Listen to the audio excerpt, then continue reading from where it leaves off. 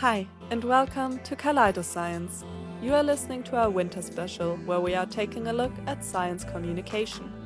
During December, we'll have special episodes on Sundays, where we talk to fellow science communicators about their medium and experience. In January, we'll go back to our schedule and we will take a look at the research behind science communication. This episode is hosted by Imogen Hüsing and Sönke Lülf. So sit back, relax, and enjoy this week's episode.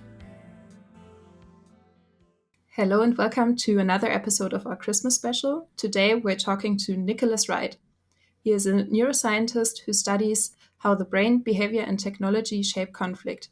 He advises governments and major tech companies, and his new book, Warhead: How the Brain Shapes War and War Shapes the Brain, was published this year in June 2025.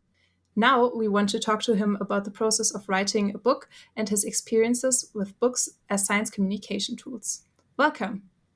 Hi. Well, thank you so much for having me on. And as in our usual episodes, we will play a short welcome game. Compared to our usual episodes, it's even shorter now. So we only have 3 questions. So I will start 3 sentences, and we want you to spontaneously continue the sentences. And the first sentence would be, as a kid, I always wanted to be.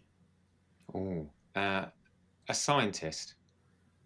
That seems like it worked out. I know. I wish I could say something more interesting, but that's it. Basically, Newton or Nelson were my 2 heroes as a child. Yeah, there we go. Nice. I mean, those are good choices, I think. The second sentence would be, currently, I'm most fascinated by... Technology. Anything in particular, or just in general technology? I think how humans can work with AI right now. I think that's a really exciting topic. And the third sentence is, if I was an emoji, I would be... I'm not going to say anything rude, even though obviously that's the first thing that popped into my head. A smiley face. A classic, yeah. Straightforward, yeah. I'm not an emoji using person, so that's why I have a really limited repertoire there. Yeah, but it's a classic. You can't go wrong with it. Before we dive into your medium of choice, books, we wanted to ask, what is the format of science you consume the most outside of your own research? Like besides maybe papers you read for your own research or something like that. Yeah, I mean, it will be academic papers. And then secondly, because nobody can I'm a neuroscientist and I'm a medical doctor. So I have those 2 areas that I understand, but I'm not a physicist, I'm not a chemist. And so I find that often I read things like, there's a magazine in Britain called New Scientist, which is a good general magazine. And that's my kids love it as well. So I will read that, for example, or Scientific American.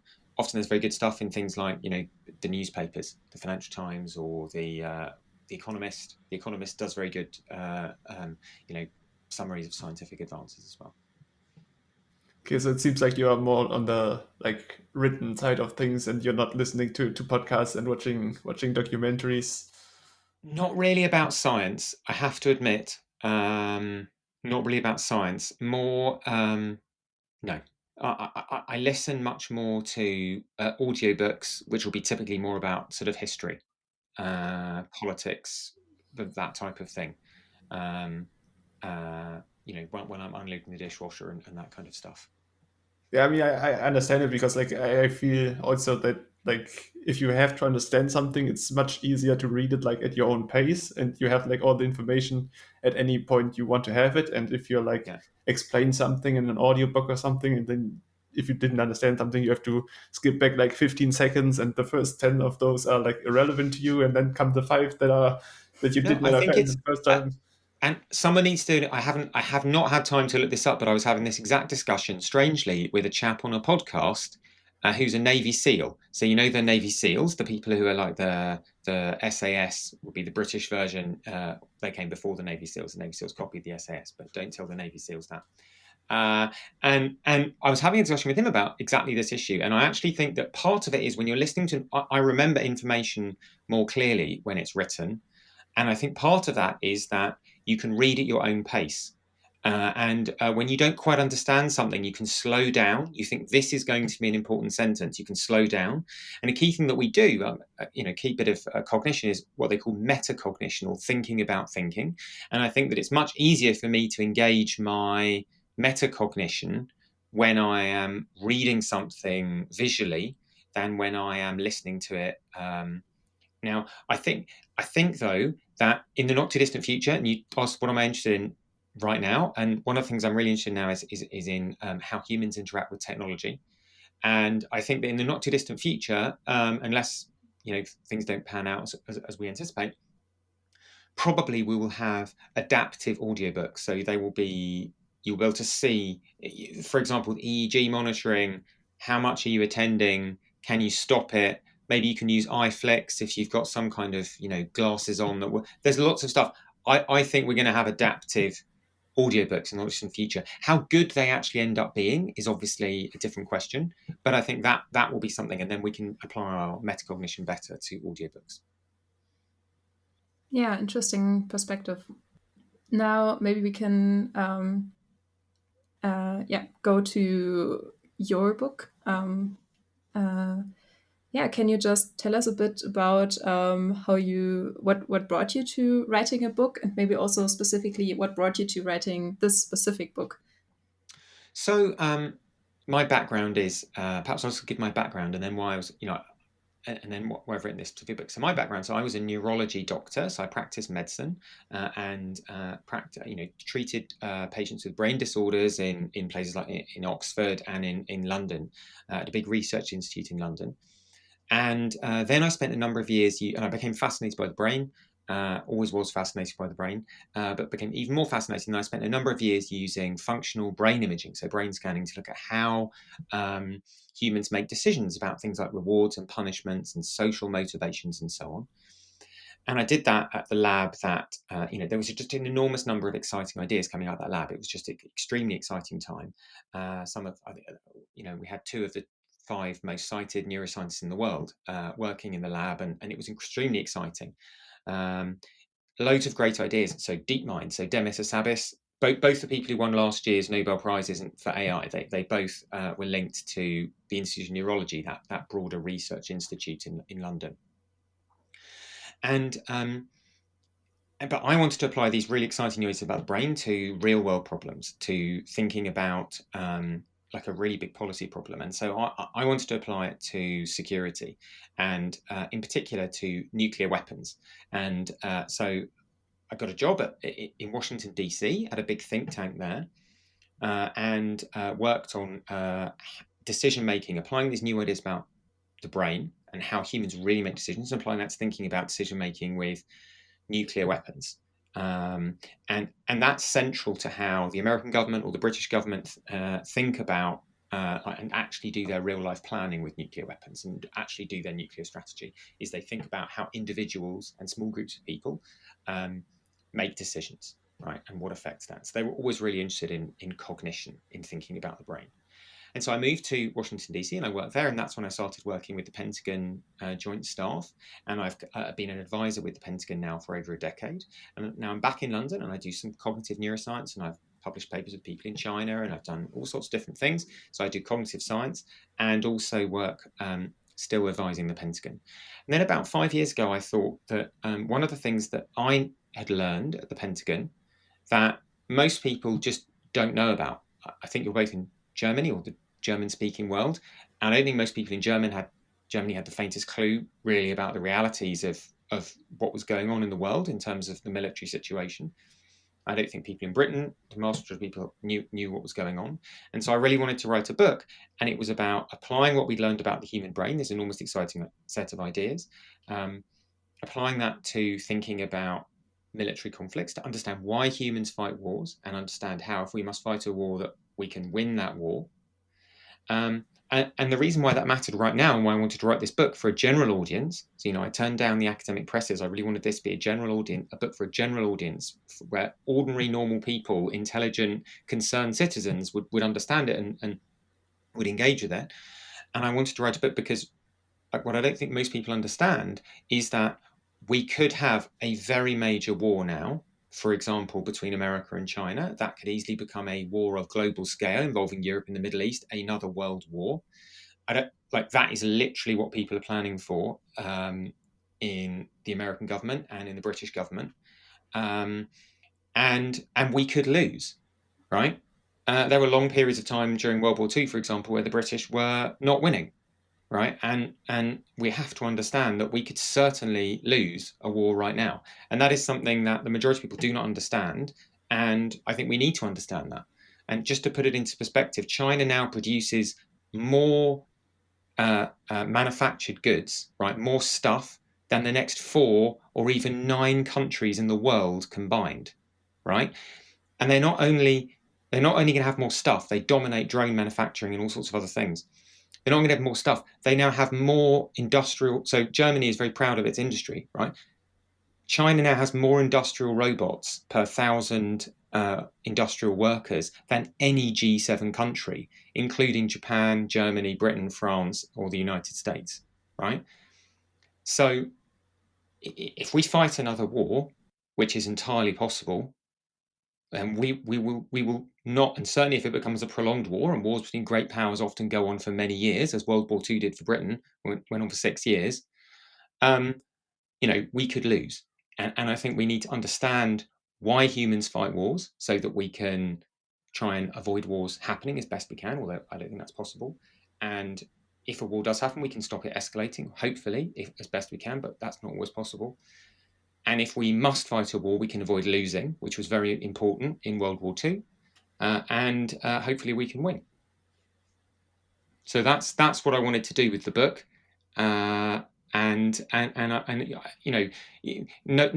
well, I hope nobody goes into writing a book, and I obviously spent years writing this book, and nobody goes into this unless they think there's something important to write about. And I think that if we want to make a more peaceful world, we're going to do that through enhancing our self-knowledge.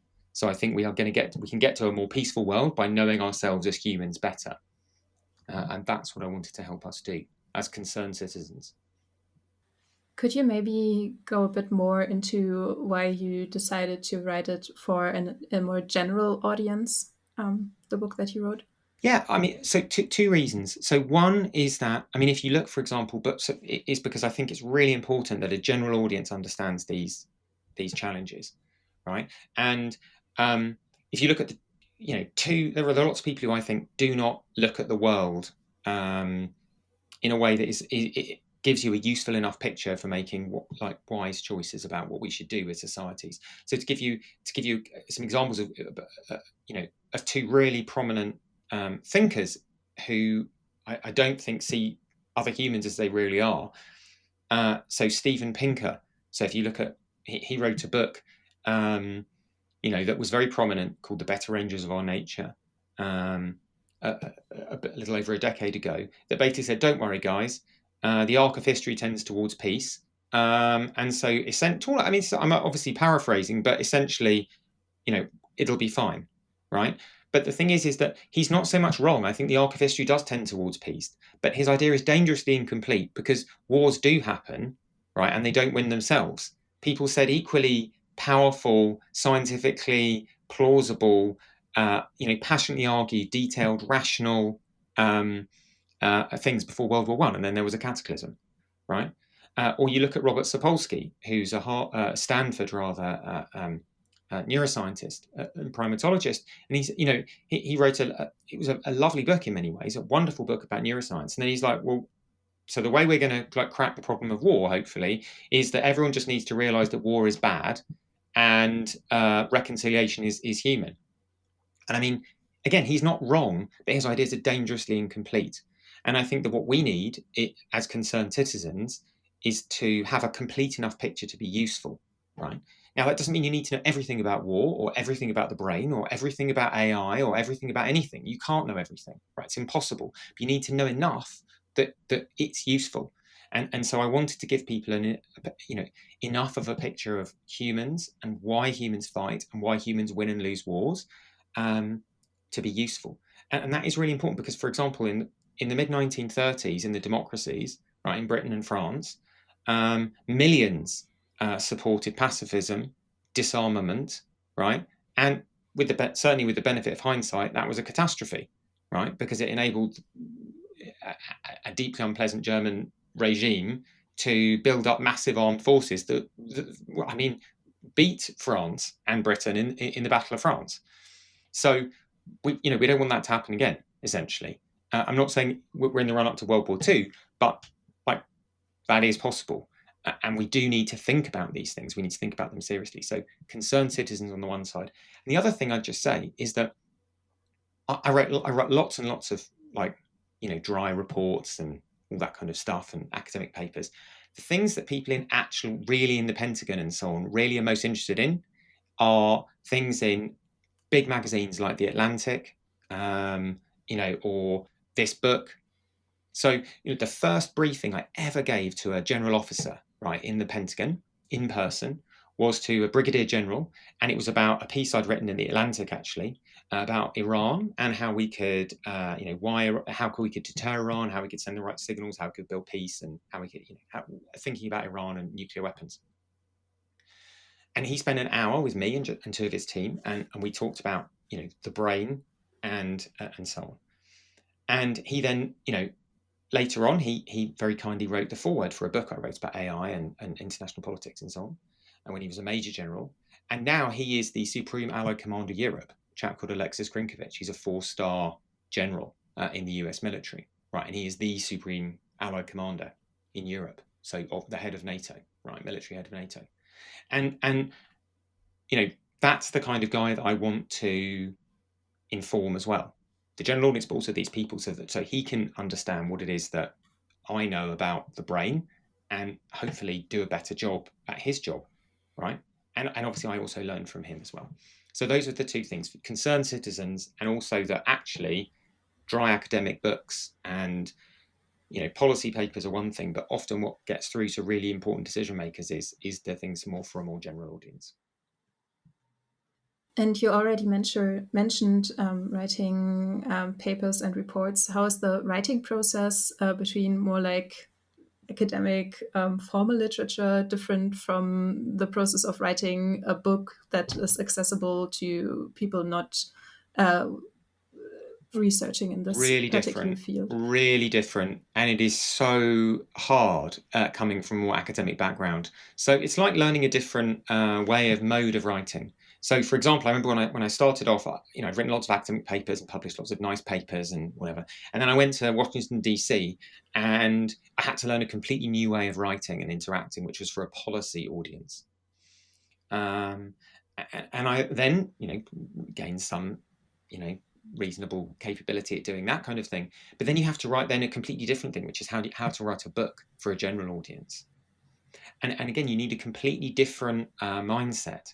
So, for example, you're not writing for 50 people, which could be an academic paper about some abstruse bit of the brain. You're not writing for 500 people or 5,000 people, but you're hoping to write for 50,000 people, and people who are very, very different.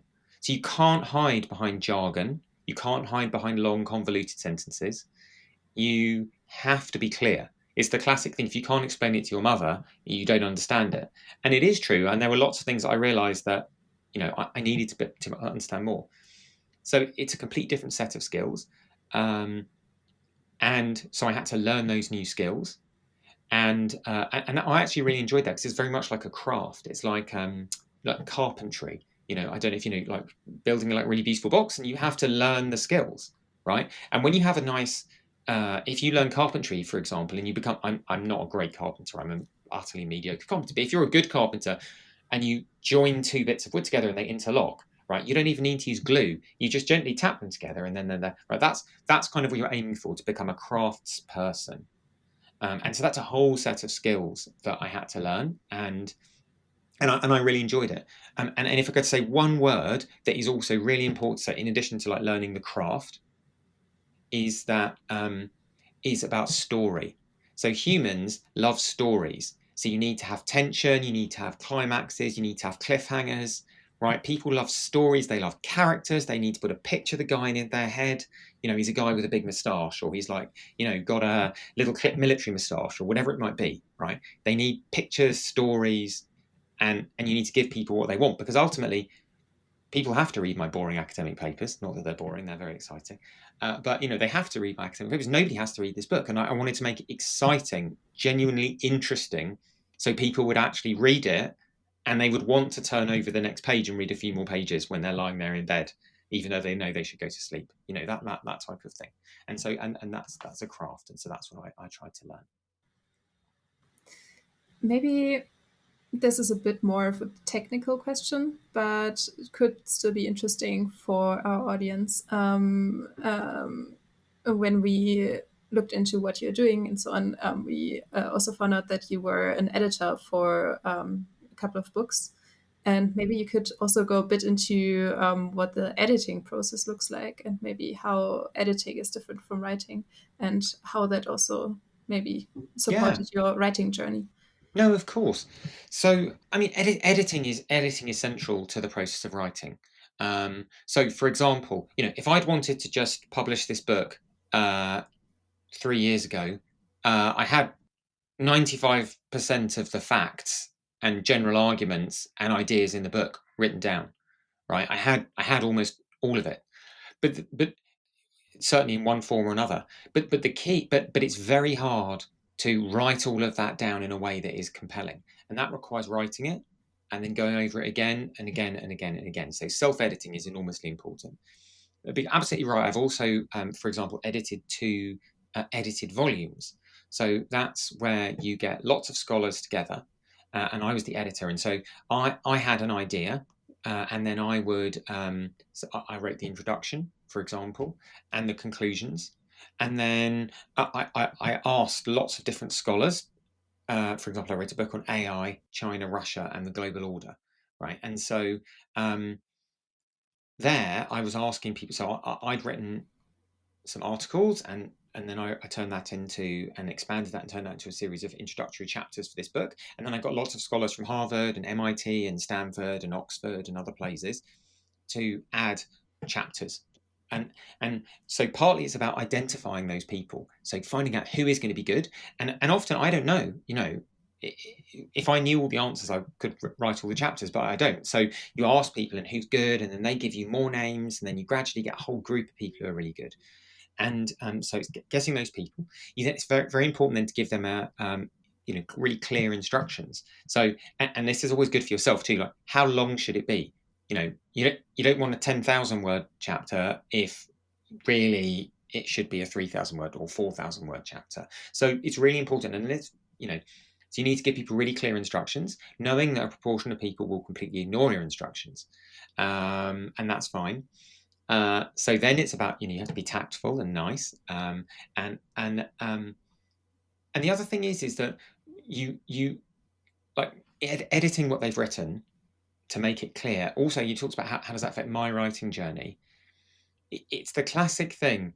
Like, I know that when I write something, the first draft of what I write, it's all clear in my head, but actually it may not really hang together that well, and it may not actually be written that well. And there's loads of, extraneous words that just simply don't need to be there.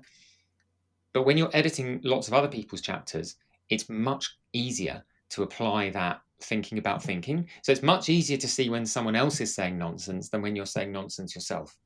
And this comes back to, I mentioned metacognition, or thinking about thinking. And so I think it really helped me see my own writing more clearly when I had to go through and very gently, say, I think we need to alter this a little bit and make the argument clearer, get rid of some of the jargon, and so on. And so I think, I would say that editing, being the editor of those 2 books, really helped me improve my own writing, by making it really clear that the fact that something's clear in one's own mind doesn't necessarily mean that it's clear in someone else's mind. And somehow relating to that, I mean, the idea of science communication is that you have some knowledge gained through science or scientific process, and you try to communicate that to an audience. But I think very few things are a one-way street in that way. So what is something that you learned in the other direction. So what has science communication taught you? In so many ways. For example, like I remember when I was fresh out of the laboratory and really properly, I'd properly been doing cognitive science and brain imaging and all the rest of it. You thought this is definitely really important for solving all the problems of the world. And then, as you try and communicate it to people, you realise that what they need is, how does this mesh with like a lot of practical realities?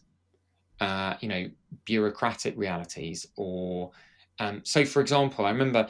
I'll give you a German example, because I don't know if more of a list of the German or not, but like Germany has like the coolest foreign ministry physically that I've been to. It's very cool. It's a lovely building, and then there's like a hipster cafe, or there certainly was, right in there. It's a very cool place. And I remember I went there in July. 2014. This was just after the Russian little green men in Ukraine and so on. This is before the 2022 invasion. This is after the 2014, where the Russians took Crimea and so on.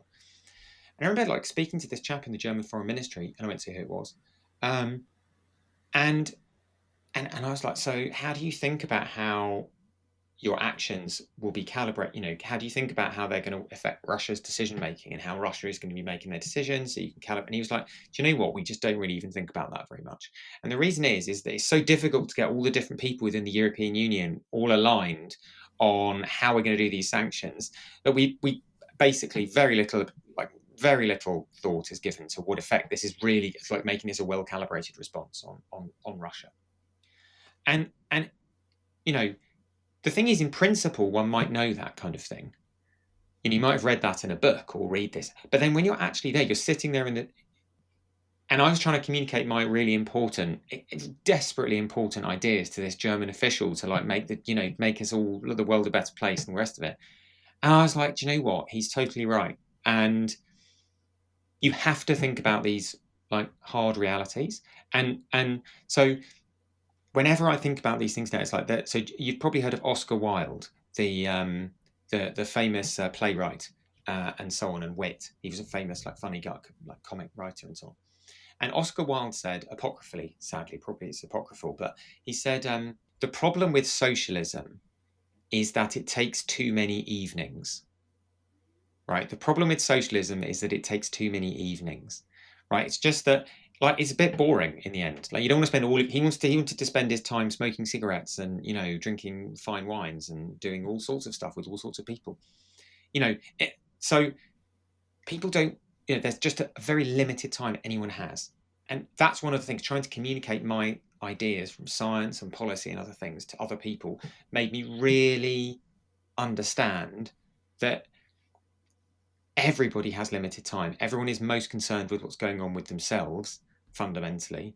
And so if I'm going to make a point, if I'm going to make a difference, if I'm going to make things better in some way, which is what I want to do, make the world a better place, more peaceful place and all the rest of it, then I have to make it digestible, really clear, and also acknowledge that it's got to fit in with everything else that these people have going on in their lives. I think that's actually a really great sentiment to wrap up. We have some final questions, but yeah, to wrap up the portion where we talk about your work. So if any of our listeners would want to get into book writing, are there any resources, any books you could recommend to them? Yeah, I mean, so if you want to write a book, then so I think the first thing is writing. It's a skill, and I know people use a lot of ChatGPT or Claude or whatever, but I mean, I think you need to write, and you need to edit, and you need to learn a variety of techniques, and it's a craft like any other. And I was a neurology doctor. I could go around and tap people's reflexes and all sorts of stuff. But I mean, that doesn't help you craft a sentence that is nice. So it's about learning those skills, and there are lots of good books for that. But then there's also another book. There's a great book I read called Storycraft, and that really helps build the stories within your pieces or within, I think Jack Hart, I think was, I have it somewhere in my office, but storycraft, and I found that very helpful. And then there's the editing process, and there are lots of good books for that again. Jack Hart wrote another one, which was called Wordcraft, which is about polishing. So story is the important thing, or the narrative drive, and the really big things. Like Harry Potter, for example, is not the most beautifully written book, but my kids love it, and I read it when it came out. And the reason is that it's very compelling story, and you like the characters and all the rest of it. So I think they were very good. And then there's one other book that I found really good later on in the process, which was by Stephen King, the chap who wrote It, and so on. And he wrote a really good book called On Writing, and I found that very helpful a bit later in the process, because it's just, you realise it all looks very effortless, but then you realise the absolute agony this guy goes through to make it seem effortless, and it sounds very cliched, but that is good. Oh, and Zinza On Writing is very good for a lot of the craft as well. So these are not like rare books, but I found all four of those books. So Zinza On Writing, Storycraft, Wordcraft, and then Stephen King On Writing. I found all of those useful books. Great. And are there any other science communicators, I don't know, TED Talks, podcasts, books, whatever, that you enjoy, that you would that our listeners should check out? Oh, that is a great question. I have to confess, even though I'm on a podcast, I don't listen to that many. I listen. Because I'm British, even though I do a lot of work with the Americans. I listen to a lot of BBC things, and I absolutely love In Our Time with Melvyn Bragg, which is very good. And I think that is an exemplar of a lot of the things you're talking about, because I don't know if anyone listens to In Our Time. There are 1,000 episodes now. It's basically this British guy, and he just gets 2 earlier on, but 3 for the majority of the time. 3 academics on to talk about a topic. One week it could be the life on other planets. Another time it could be the concept of zero. Another time it could be about medieval German history. Another time it could be about some ancient Indian text, right? And no one can be an expert on all these things. And he just elicits a really good explanation for what's going on in a way that is interesting and informative, but also, really well grounded in facts for an audience. And so I'd say that is brilliant. I love that. And there are over 1,000 episodes now, so that is very good. Yeah, that sounds like a really good recommendation. I've actually never heard about that, but I definitely have to check that out. It is genuinely, so if you want a topic, if there's any topic and you just want a quick thing, see if there's because they're about 50 minutes long, and it will give you a really good primer on that topic. The Battle of Trafalgar. Oh, there's one on that. You know what I mean? It's really good. And they're all top academics. So they'll be from Oxford or Cambridge or my university, UCL, or somewhere. They're all, dare I say it, Germany. No, I'm joking. I was at a Max Planck. I was funded by the Max Planck Institute for a while, so I'm very grateful to German academia. But it's just brilliant. It's just an absolutely brilliant, wonderful, and it's just lovely. And he obviously is genuinely interested in all of the topics, and that's also nice. It's just nice to see. It's nice when someone is genuinely interested in things. Yeah. Then I would say thank you so much for joining our podcast. And the very last point is, where can people find you? Yeah, so I'm on LinkedIn, Nicholas Wright. I'm on X, so Nicholas D. Wright. I'm on the internet, and obviously, most importantly right now, the book, Warhead, is in all major bookshops in, US, Britain, and so on. A link to all of those things can be found in the description of this show, so people really should have an easy time finding. Amazing. You. Thank you. Thank you for being here. Brilliant. Thanks so much. This was Science. We hope that you enjoyed this episode, and we would love to have your feedback. You can rate our podcast and give us feedback on our Instagram account. Have a great week, and you'll hear from us again in 2 weeks. This episode was hosted by Imogen Hüsing and Sönke Lülf, produced by Imogen Hüsing, Clara Kühne, Sophie Kühne, Sönke Lülf and Elisa Palme. The music is from Jan-Luca Schröder and the logo is from Annika Richter.